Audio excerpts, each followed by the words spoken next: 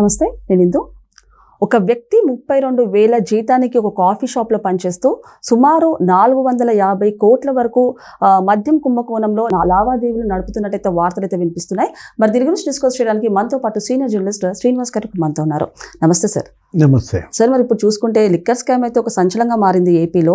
అలాంటిది ఒక వ్యక్తి ఒక కాఫీ షాప్లో 32,000 జీతానికి పనిచేస్తూ మద్యం కుంభకోణంలో సుమారు 450 కోట్ల వరకు అయితే లావాదేవీలు నడిపారంటూ ఒక వార్తలు అయితే వినిపిస్తున్నాయి. అసలు ఏంటి సార్, అంటే 30,000 జీతానికి చేసిన అతను మద్యం కుంభకోణంలో ఏకంగా 400 కోట్ల వరకు లావాదేవీలు అంటే ఏ రకంగా చూడొచ్చు అంటారు?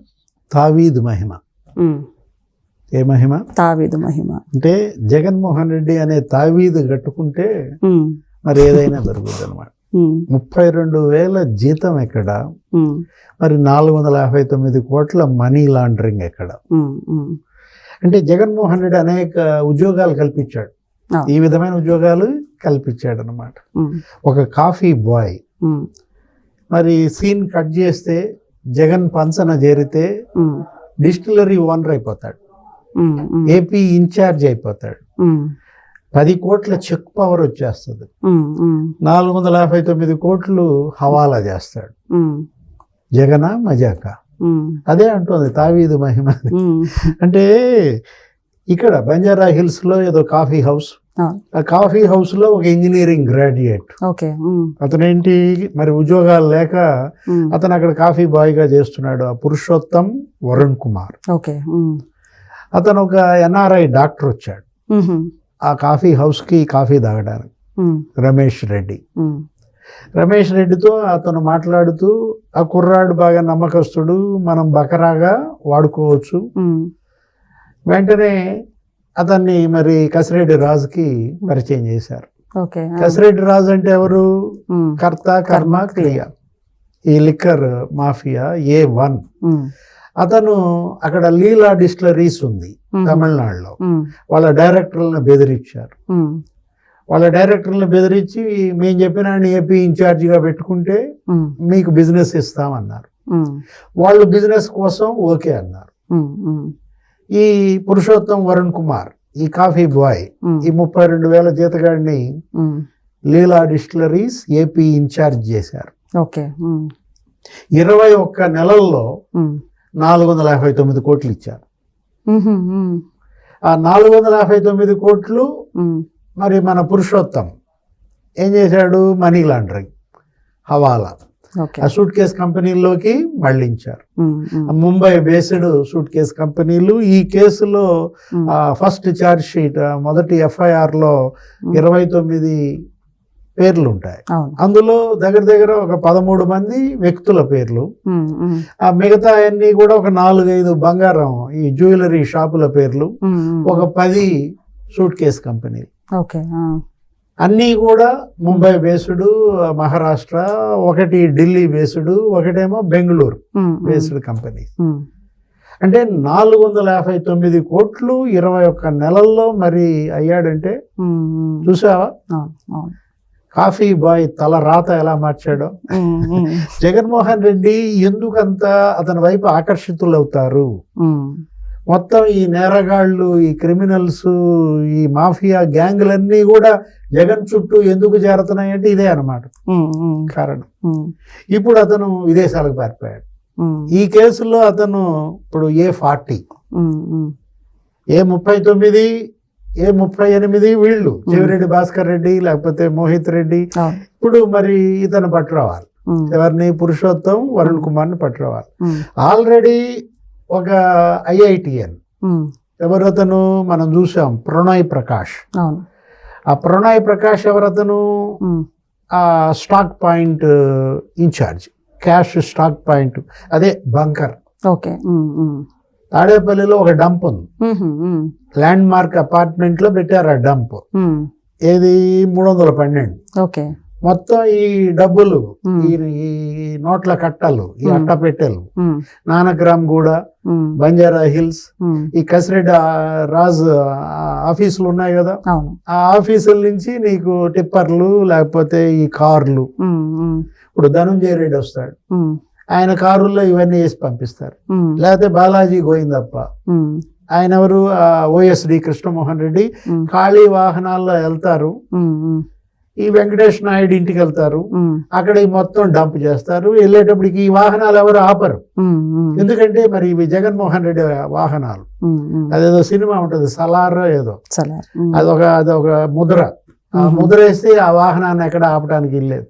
గ్రీన్ ఛానల్ మొత్తం సూర్యాపేట, ఇక ఎక్కడికి తాడేపల్లి డంప్. ఇప్పుడు ఆ స్టాక్ పాయింట్ ఎవరతను, ఆ ప్రణయ్ ప్రకాష్, ఆ క్యాష్ స్టాక్ పాయింట్ ఇన్ఛార్జ్ అతను ఎవరు, ఖరగ్పూర్ ఐఐటి అని.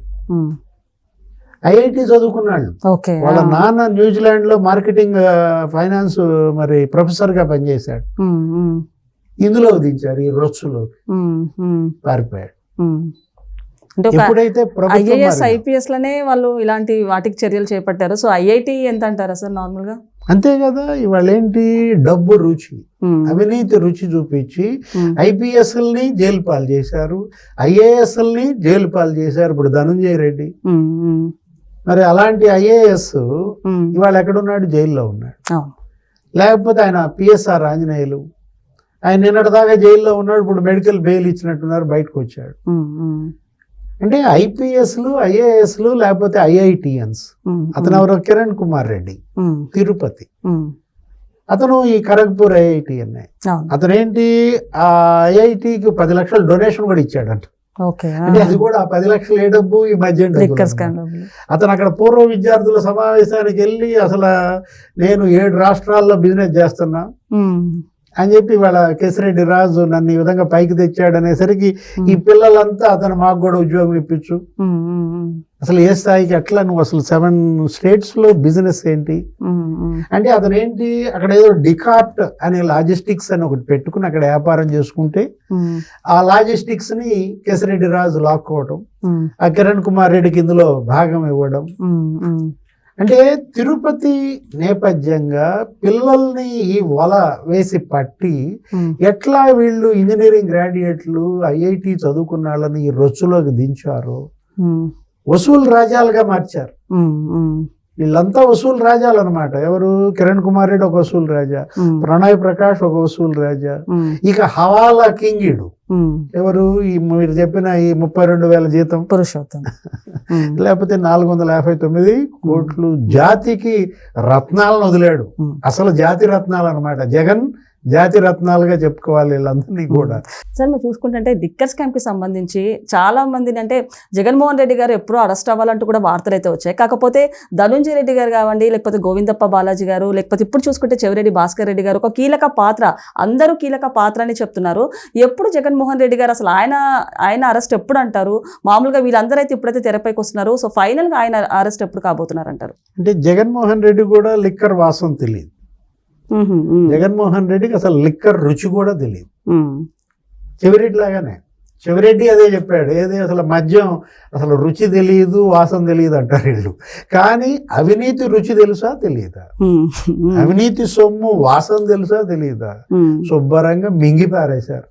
100 కోట్లు కాదు, 1000 కోట్లు, లక్షల కోట్లు మింగేశారు అనమాట. ఇది ఇవాళ మద్యం స్కామ్ ఢిల్లీ లిక్కర్ స్కామ్ కన్నా ఇది 1000 రెట్లు పెద్ద స్కామ్. ఇప్పుడు ఢిల్లీ లిక్కర్ స్కామ్ ఎంత, కేవలం 2,000 కోట్లే నీకు ప్రభుత్వ ఖజానాకి నష్టం. అక్కడ జరిగింది కూడా ఒక 150 కోట్ల లావాదేవీలే, అంత పేపర్ మీదే ఉంది. దానికే ఒక 20 మందిని అరెస్ట్ చేశారు. ముఖ్యమంత్రులుగా పనిచేసిన వాళ్ళు జైలుకి వెళ్ళారు. Kejriwal, Sisodia, Delhi CM, Delhi deputy CM, Telangana CM కూతురు కూడా జైలుకి వెళ్ళింది, కవిత. ఆ కేసులో 5 నెలలు మరి జైల్లో ఉంది ఎవరు, కవిత. 6 నెలలు జైల్లో ఉన్నాడు మరి కేజ్రీవాల్, 18 నెలలు జైల్లో ఉన్నాడు సిసోడియా. అంటే ఇవాళ ఈడీ ఈ కేసులో కూడా ఎంటర్ అయింది. ఆంధ్రప్రదేశ్ లిక్కర్ స్కామ్ లో కూడా ఇప్పుడు ఎన్ఫోర్స్మెంట్ డైరెక్టరేట్ ఎంటర్ అయ్యి మరి దగ్గర 4 రోజులు అవుతారు. అక్కడేమో ఢిల్లీ లిక్కర్ స్కామ్ లో ఈడీ 15 రోజుల్లో మొత్తం 40 చోట్ల నీకు రైడ్స్ చేసింది. 150 కోట్ల క్యాష్కే మీరు 40 చోట్ల రైడ్స్ 15 రోజుల్లో చేశారే. మరి ఆ ఎన్ఫోర్స్మెంట్ డైరెక్టరేట్ ఇక్కడ ఎంత క్యాష్? ఇప్పుడు మీరే చెప్పారు, వీడు ఒక్కడే 459 కోట్లు అన్నాడు. ఇట్లాంటివి ఈ పురుషోత్తం వరుణ్ కుమార్ లాంటి వాళ్ళు ఎంతమంది ఉన్నారు?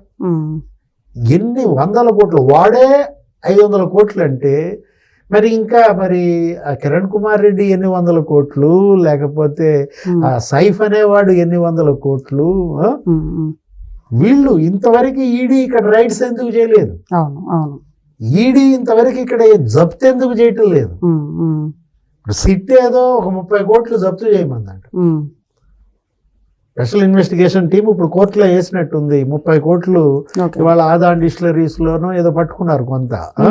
30 కోట్లు పట్టుకోవటం ఏంటి? కొండందేవి ఎన్ని పెట్టారు? ఎలుకని పెట్టారు. అంటే ఇది 3,000 కోట్లు ముడుపులు అన్నారు. అసలు 3,000 కోట్లు కాదు, 30,000 కోట్ల మనీ లాండరింగ్. 30 కోట్లు జప్తు చేయమని అడగటం ఏంటి? ఇవాళ చెవిరెడ్డి ఆస్తులు జప్తు చేయాలి.